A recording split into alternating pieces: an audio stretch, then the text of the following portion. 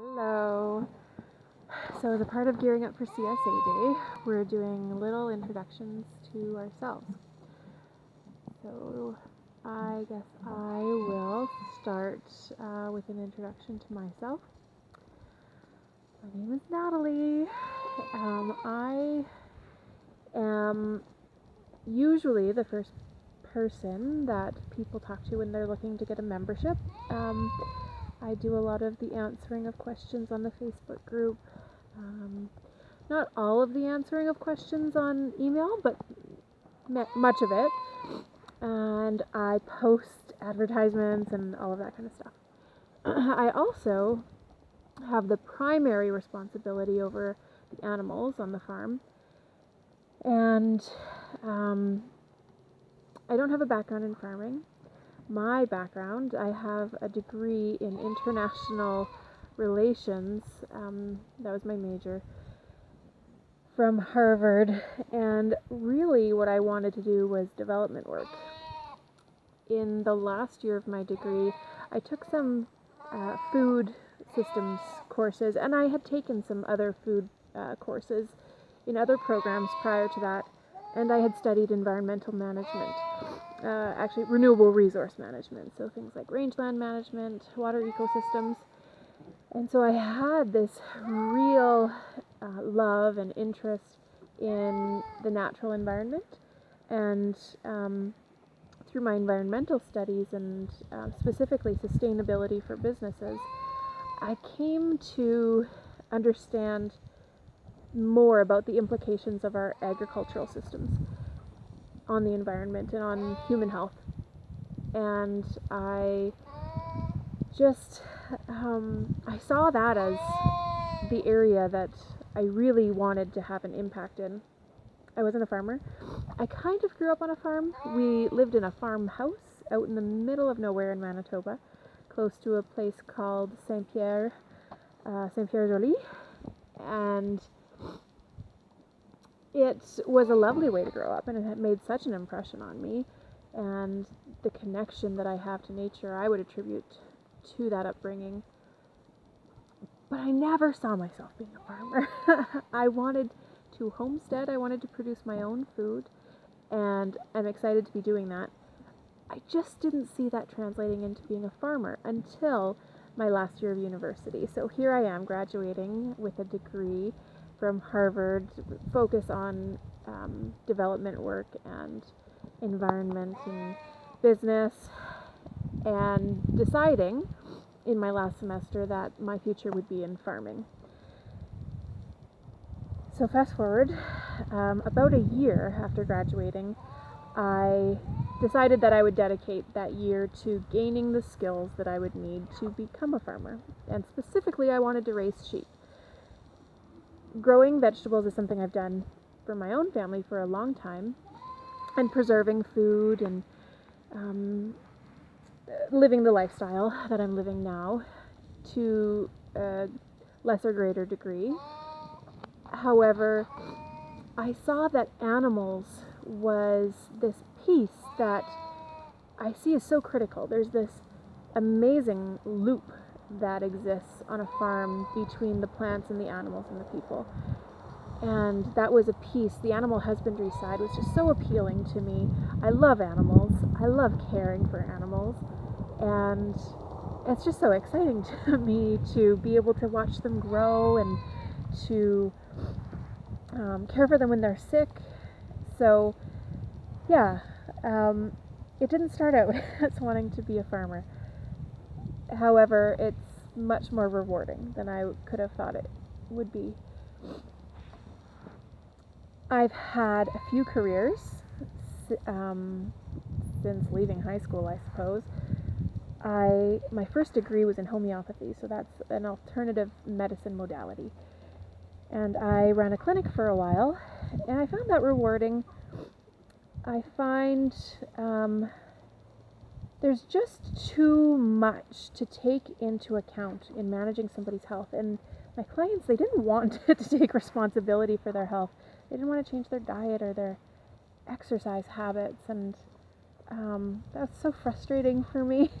So I ended up switching away from that, and that's when I went back to school and studied renewable resource management.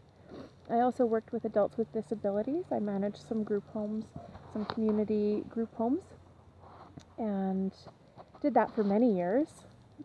I taught alternative energy education classes, solar and hydro and wind energy classes to homeschool children. That was fun. We made solar race cars and built solar ovens and built functioning turbines, all kinds of things. That was awesome. And what I discovered through this process of my career changing often was that what I really, really enjoyed most was setting up businesses. And I began to focus more on business side of life, of the world, and became a business coach and started helping other people start up businesses, specifically women and specifically mothers. And that morphed into a very rewarding career working with women who were living on a low income or facing challenges in their life in many different ways to help them work their way out of poverty by creating their own economic opportunities and starting a business. And this was just so rewarding. I enjoy it so much, and I love starting businesses. It's something that I get excited about, and I love marketing and just that whole business development process. And I still do. So it was really hard, and yet not, to leave that career, to leave my job in Calgary and move north of Edmonton to be with my partner and to farm. It was difficult because I loved what I was doing so much, and yet it was just a no-brainer because that's exactly the way that I saw my life going and the way that I wanted my life to go. So, a year ago, I moved to the Tuatna Valley and started farming. And it's grown since it started. We had been actually managing a farm for a business partner, for somebody else. And that was a good experience. I would have to say that owning the farm is much more rewarding, and there's just this even deeper connection with everything that we're doing and the families that we're feeding. What else? We have children. Sheldon has 2 children, but I'll let him talk about himself. And I have 4 children. They are 12 and 10 and 4 and 2. And they enjoy farming to a more and less degree, depending on which one you're speaking to at any given time and whether it's been chore time or not. We live in a very simple way on the farm. We try not to buy too much, and that's just a personal ethic of keeping life simple and making a lot of what we use ourselves.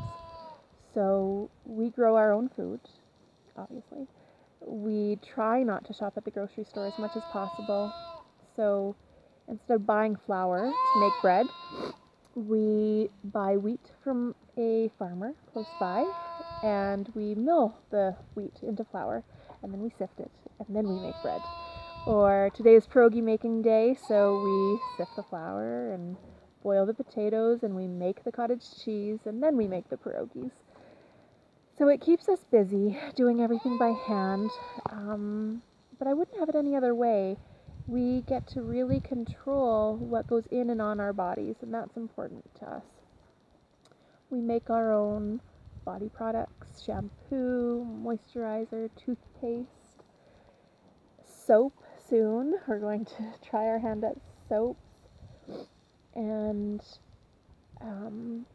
we preserve a lot. I've canned for a long time and dehydrated. We have a milk cow, so we can make our own cheese and butter, sour cream, yogurt, all of that. And it, like I said, it is a lot of work. It really is. And sometimes it's hard to manage the workload of just living that way, let alone farming. But it's so deeply rewarding, and it feels wonderful to just know how to do those things, even if we don't, even if we have to go to the grocery store because we're just too busy that week and we need to buy a loaf of bread. Every once in a while it happens, or if we want to buy a box of cereal. That's okay, but just knowing that we have those skills is really wonderful. And every year we take it a little further. So Sheldon used to be a taxidermist, but I'm kind of a novice leather worker and tanning hides, and I'll be hoping, after shearing the sheep this season, to be making some yarn from the wool from the sheep. Or I also want to make a mattress for our pet. It's not very comfortable, so we were thinking of making a wool mattress. So we'll see how that goes. But this lifestyle, it gives us, or it gives me, a real sense of connection to my life and to all the inputs into our life. And that feels really good. I think one of the most rewarding things, though, so far has been the connection with people that we've made. Community is such an important thing to me. I grew up in a big, religious, conservative yet liberal family. Figure that one out. I grew up in Winnipeg, on a farm, St. Pierre's Early, and then in Winnipeg. And then we moved to Lethbridge. But I have a very large family. I have many siblings. And family and community and the connection with culture is so important to me. I'm very much an introvert. I don't like big groups. However, the connection, the deep connections with people really matter to me a lot. So I found that I get that with the families that we feed. Many of them have become good friends of ours. And it's so wonderful to see them every week when we're dropping off, if I'm there. Last season was a little bit harder for me to be there all the time. But it's so rewarding to see our members and to hear their stories of what they're making with our food, and to hear the responses of their children to our food. It's really wonderful. It's a special feeling. I'm really excited for this season and to do this all over again with some of the members that we had last year, many, and many new members from an even wider spectrum of communities in Alberta. That's pretty exciting to extend our reach a little bit this year and to share food with even more families. I think that's a long enough freaking introduction. My goodness, that's a long one. I'm going to sign off now because you've probably checked out already. I hope to meet you all soon, and I hope you are having an absolutely wonderful Friday. We will talk to you again soon.